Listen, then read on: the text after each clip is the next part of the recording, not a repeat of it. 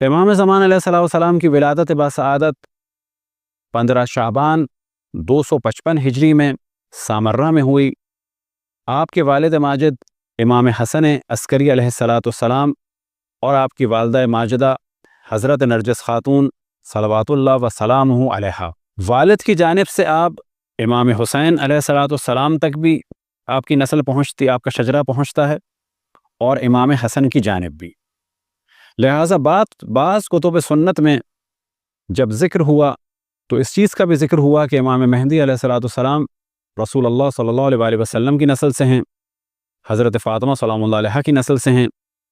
امام حسین کی نسل سے ہیں، اور بعض جگہ ذکر ہوا کہ امام حسن کی نسل سے ہیں۔ اور جب کہا جاتا ہے کہ امام حسن کی نسل سے ہیں یا یہ کہ وہ امام حسن کے فرزند ہیں، تو اس موضوع میں دو طرح کے احتمال دیے جا سکتے ہیں کہ اگر یہاں مراد ہے نسل امام حسن علیہ السلام میں سے آپ ہیں تو بلا شک آپ نسل امام حسن سے بھی ہیں، کیونکہ امام حسن علیہ السلام کی صاحبزادی حضرت فاطمہ بنت حسن سلام اللہ علیہ کا عقد ہوا امام حسین علیہ السلام کے فرزند جناب علی ابن الحسین کہ جن کا مشہور ترین لقب ہے سید الساجدین اور زین العابدین علیہ السلام، اور ان سے ولادت ہوئی امام محمد باقر علیہ السلام کی، اور امام محمد باقر علیہ السلام کے فرزند امام جعفر صادق علیہ السلام اور ان کے فرزند امام موسیٰ کاظم علیہ السلام، ان کے فرزند امام رضا علیہ السلام، ان کے فرزند امام محمد تقی علیہ السلام، ان کے فرزند امام علی نقی علیہ السلام، ان کے فرزند امام حسن عسکری علیہ السلام۔ اب یہ تمام فرزندان امام محمد باقر علیہ السلام ایک جانب تو امام حسن کی نسل سے ہیں اور دوسری جانب امام حسین علیہ السلام کی نسل سے ہیں۔ لہٰذا امام حسن عسکری علیہ السلام بھی نسل امام حسن میں سے بھی ہیں اور نسل امام حسین میں سے بھی ہیں، اور نتیجہ یہ ہوا کہ امام مہدی علیہ السلام حسنی بھی ہیں اور حسینی بھی ہیں۔ اسی طرح سے جو دوسرا احتمال دیا جا سکتا ہے کہ جو بعض کتب اہل سنت میں ذکر ہوا کہ ان کے وہ فرزند ہیں امام حسن کے، تو ممکن ہے کہ یہ اشارہ ہو کیونکہ ان کے والد ماجد کا نام ہے حسن، یعنی امام حسن عسکری علیہ السلام۔ تو عالم اسلام میں جتنی بھی روایات رسول اللہ صلی اللہ علیہ وآلہ وسلم سے نقل ہوئی ہیں خلفاء کے بارے میں، ائمہ کے بارے میں، تو وہ مقدار جو بیان ہوئی ہے وہ ہے صرف اور صرف 12، اور 12 کے علاوہ کوئی مقدار بیان نہیں ہوئی ہے، نہ 4 اور نہ ہی کوئی اور مقدار۔ پس جب بھی سوال کیا جائے گا عالم اسلام میں کہ رسول اللہ صلی اللہ علیہ وآلہ وسلم نے اپنے خلفاء کی تعداد خود کیا بیان فرمائی کہ جس کا ذکر شیعہ کتب میں بھی ہے، اہل سنت کتب میں بھی ہے، خصوصاً صحیح بخاری میں بھی، صحیح مسلم میں بھی اور دیگر صحاح میں بھی ہے، تو کہا جائے گا وہ تعداد ہے 12 کی، کیونکہ رسول اللہ صلی اللہ علیہ وسلم سے روایات صحیح ستہ میں بھی نقل ہوئی کہ 12 خلفاء ہوں گے، 12 امیر ہوں گے اور اس امت کے 12 امام ہوں گے۔ یہ ایک بالکل الگ موضوع۔ پس امام مہدی علیہ السلام رسول اللہ صلی اللہ علیہ وسلم کے 12ویں خلیفہ اور امت مسلمہ کے 12ویں امام ہیں۔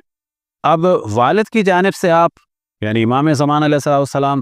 ظاہر نسل مولا امیر المومنین علیہ السلام میں سے بھی ہیں اور نسل رسول اللہ صلی اللہ علیہ وآلہ وسلم میں سے بھی ہیں۔ تو پہلے مرحلے میں ڈسکس کیا کہ آپ حسنی بھی ہیں، آپ حسینی بھی ہیں، اور اب جب آپ کا شجرہ اوپر کی جانب جائے گا تو کہا جائے گا کہ آپ نسل مولا امیر المومنین میں سے بھی ہیں بلا شک، اور خود نسل حضرت فاطمہ سلام اللہ علیہ سے ہیں، اور اسی طرح سے رسول اللہ صلی اللہ علیہ وآلہ وسلم کی نسل سے ہیں، اور اگر سلسلہ اوپر لے جائیں تو کہا جائے گا کہ آپ حضرت ابو طالب کی نسل سے بھی ہیں اور حضرت عبداللہ علیہ السلام کی نسل سے بھی ہیں۔ حضرت ابو طالب علیہ السلام مولا امیر المومنین کے والد، حضرت عبداللہ علیہ السلام رسول اللہ صلی اللہ علیہ وآلہ وسلم کے والد، اور اس طرح سے آپ کا شجرہ جب اوپر کی جانب آپ دیکھنا شروع کریں تو یہ شجرہ پہنچتا ہے حضرت اسماعیل تک، اور حضرت اسماعیل سے حضرت ابراہیم تک۔ والدہ کا شجرہ یعنی والدہ ماجدہ امام زمان علیہ السلام حضرت نرجس خاتون، ان کا شجرہ پہنچتا ہے 2 جانب۔ حضرت نرجس خاتون سلام اللہ علیہ کا تعلق 2 اہم شخصیات سے ہے۔ والد کی جانب سے وہ قیصر روم کے خاندان سے ہیں، اور یہ خاندان پہنچتا ہے حضرت داؤد تک، اور حضرت داؤد سے یہ سلسلہ جب اوپر کی جانب جاتا ہے تو پہنچ جاتا ہے حضرت اسحاق، اور حضرت اسحاق سے پھر حضرت ابراہیم علیہ الصلاۃ والسلام تک۔ اور حضرت نرجس خاتون سلام اللہ علیہا کا شجرہ ان کی والدہ کی جانب سے پہنچتا ہے جناب شمعون صفا، کہ جنہیں عموماً لوگ پہچانتے ہیں جناب سائمن پیٹر کے نام سے، اور حضرت سائمن پیٹر کو عام طور پر لوگ یہ تصور کرتے ہیں ان کے بارے میں کہ ان کا تعلق اسلام سے نہیں ہے، تو یاد رکھیں کہ وہ حضرت عیسیٰ علیہ الصلاۃ والسلام کے حواریوں میں سے تھے، اور انتہائی پاک اور صاف اور طیب اور طاہر افراد میں سے تھے، اور حضرت عیسیٰ علیہ الصلاۃ والسلام کے وصی تھے، اور حضرت عیسیٰ علیہ الصلاۃ والسلام کے صحیح معنی میں جانشین تھے۔ تو حضرت نرجس خاتون سلام اللہ علیہ کا شجرہ والدہ کی جانب سے پہنچتا ہے جناب شمعون صفا، یعنی جناب حضرت سائمن پیٹر کی جانب۔ تو یہ تو ہم نے مختصر سی گفتگو کی امام زمان علیہ الصلاۃ والسلام کے شجرہ مبارک کے بارے میں۔ 260 ہجری میں امام حسن عسکری علیہ الصلاۃ والسلام کی شہادت واقع ہوئی، اور 260 ہجری میں شہادت کے بعد عوام نے، پبلک نے آخری دفعہ جب امام زمان علیہ الصلاۃ والسلام کو دیکھا ہے تو وہ جو زیادہ مشہور قول ہے یہ کہ امام حسن عسکری علیہ الصلاۃ والسلام کی نماز جنازہ میں دیکھا ہے۔ اب یہاں ایک موضوع کی جانب ہم توجہ دلائیں کہ امام زمان علیہ الصلاۃ والسلام کی دو غیبتیں ہیں، ایک ہے غیبت صغریٰ اور ایک ہے غیبت کبریٰ، یعنی بڑی غیبت اور چھوٹی غیبت۔ غیبت صغریٰ کتنے سال کی ہے؟ تو یہاں پر ڈسکشن ہے کہ یا وہ 69 ایئر کی ہے یا وہ تقریباً 74 کی۔ وجہ کیا ہے؟ وجہ یہ ہے کہ ڈسکشن یہ کرنا ہوگا کہ غیبت صغریٰ کب شروع ہوئی اور غیبت صغریٰ کب ختم ہوئی،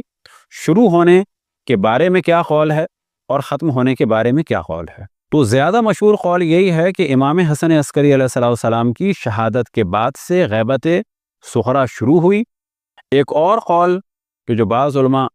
کی رائے ہے وہ یہ کہ امام زمان علیہ الصلاۃ والسلام ولادت کے بعد بھی غیبت ہی کے عالم میں تھے، فقط امام حسن عسکری علیہ الصلاۃ والسلام اور ان کے خاص اصحاب سے ان کا کانٹیکٹ تھا۔ لہٰذا غیبت کی اگر ڈیفینیشن لی جائے کہ عام افراد کی نگاہوں سے اوجھل، تو کہا جا سکتا ہے کہ غیبت کی ابتدا ولادت کے بعد سے بھی مانی جا سکتی ہے،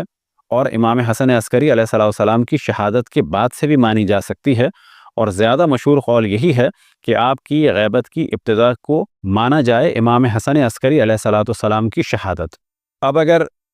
آپ کی ولادت سے کاؤنٹ کیا جائے تو یہ 74 ایئرز بن جائیں گے، اور اگر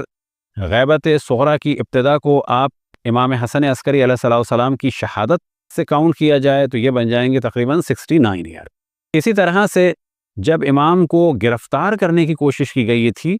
تو آخری دفعہ جو ان کو دیکھا تھا لوگوں نے تو وہ اپنے گھر کی سرداب میں دیکھا تھا، سرداب سے مراد تہہ خانے میں۔ تو لہٰذا بعض لوگ کہتے ہیں کہ وہ سرداب میں غائب ہو گئے، جیسے کہ اہل سنت کہتے ہیں، ایسا نہیں ہے، بلکہ صحیح قول یہ ہے کہ آخری دفعہ آپ کو سرداب میں دیکھا گیا تھا، نہ یہ کہ وہ سرداب میں چلے گئے، بلکہ سرداب میں آخری دفعہ ان کو دیکھا گیا تھا۔ بعض اہل سنت کہتے ہیں کہ شیعہ جا کے دعا کرتے ہیں سرداب کے پاس، یعنی تہہ خانے کے پاس، کہ وہاں سے وہ نکل آئیں۔ یہ قول بالکل غلط ہے، کیونکہ ہم یہ دعا امام کے ظہور کی ہر جگہ کرتے ہیں، حتیٰ ہر نماز کے بعد کرتے ہیں، لیکن ان کے ظہور کی جگہ ان کی سرداب نہیں، یعنی ان کا تہہ خانہ نہیں ہے، بلکہ مسجد الحرام یعنی مکہ المکرمہ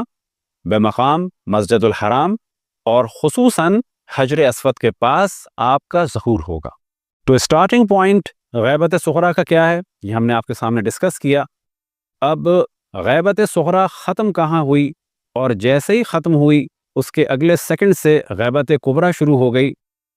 تو آخری نقطہ کیا ہے غیبت صغریٰ کا، تو پھر ہم توجہ دلائیں گے اس جانب کہ امام زمان علیہ الصلاۃ والسلام کی غیبت صغریٰ میں ان کے 4 نائبین تھے، جناب عثمان ابن سعید، اور پھر ان کے فرزند جناب محمد ابن عثمان، اور پھر ان کے بعد جناب حسین بن روح، اور پھر ان کے بعد جناب علی بن محمد سمری۔ 2 ان کی غیبتیں ہیں، ایک غیبت صغریٰ ایک غیبت کبریٰ۔ اور اس وقت غیبت کبریٰ چل رہی ہے، اور غیبت کبریٰ جب ختم ہوگی تو اس وقت امام زمان علیہ الصلوۃ والسلام کا ظہور ہوگا، یا بالفاظ دیگر جب امام کا ظہور ہوگا تو اس وقت غیبت کبریٰ ختم ہوگی۔ غیبت کبریٰ ختم ہونے کی یا ظہور امام زمان علیہ الصلوۃ والسلام کی کچھ نشانیاں ہیں۔ علامت کی جمع ہے علائم، علائم، علامت کی جمع علائم۔ تو جب کہا جائے ظہور امام زمان علیہ الصلوۃ والسلام کی علامتیں تو یہ بھی بالکل صحیح ہے، اور اگر علامتوں یا علامتیں کے علاوہ عربی میں جمع کہا جائے تو کہا جائے گا علائم، تو علامت کی جگہ جمع ہے علائم۔ اب یہ علامتیں کچھ تو وہ ہیں کہ جو آپ کے ظہور سے ممکن ہے کہ 100 سال، 150 سال، 200 سال تک چلیں، کہ جنہیں کہا جاتا ہے علائم عمومی، یعنی جرنل سائن۔ سائن ہیں ظہور کے لیکن یہ جرنل ہیں، اور یہ چل سکتے ہیں، ممکن ہے 100 سال، 50 سال، 150 سال چل سکتے ہیں، اور ممکن ہے اس سے زیادہ۔ کچھ علامتیں ہیں بالکل ظہور سے کچھ دن پہلے کی، اور ظہور سے کچھ دن پہلے کی کچھ علامتیں ہیں حتمی۔ حتمی سے مراد وہ ضرور ظاہر ہوں گی۔ غیر حتمی علامتیں کون سی ہیں؟ کہ ممکن ہے کہ وہ ظاہر ہوں، اور ممکن ہے کہ وہ کئی دفعہ ظاہر ہوں اور اس میں لوگ کنفیوز رہیں، ایک دفعہ ہوں، 2 دفعہ ہوں، ممکن ہے کئی دفعہ ہوں، اور عموماً پبلک حساب نہ لگا سکے کہ یہ کب ہوئی، یا اس سے پہلے بھی ہوئی یا نہیں ہوئی۔ مثال کے طور پر علامتوں میں سے ایک علامت جو ظہور سے پہلے کی لیکن غیر حتمی علامت ہے، وہ ہے مسجد کوفہ کا خراب ہو جانا۔ یہ مسجد کوفہ ابھی بھی حال میں خراب ہوئی، لیکن اس سے پہلے بھی خراب ہو چکی ہے، اور ممکن ہے کہ بعد میں بھی خراب ہو۔ اسی طرح سے مصری اپنے حاکم کو قتل کر دیں گے، تو مصریوں نے پہلے بھی اپنے حاکم کو قتل کیا، اور آج کے دور میں انوار السادات کو خالد اسلام بولی نے قتل کیا، تو ممکن ہے کہ اس وقت جب قتل کیا گیا ہو مصر کے حاکم کو تو لوگ سمجھ رہے ہوں کہ یہ ایک علامت ہے، لیکن یہ علامت اب بھی ظاہر ہوئی ہے، اور ممکن ہے کہ اس کے بعد بھی ظاہر ہو۔ کچھ عرصے پہلے قتل کیا گیا انوار السادات کو، لیکن ممکن ہے کہ اب اس حاکم کو یعنی سیسی کو یا ان کے بعد آنے والے حاکم کو قتل کیا جائے۔ پس قتل حاکم مصر یعنی حاکم مصر کا قتل ہونا یہ ایک علامت ہے، ظہور سے پہلے ہوگی لیکن غیر حتمی ہے، اور اس کے بارے میں کنفیوژن سا رہے گا کہ اب جو مصر کی حاکم قتل ہوا ہے یہ علامت اس وقت پوری ہوئی ہے یا نہیں۔ تو ان موضوعات کو ہم ڈسکس کریں گے۔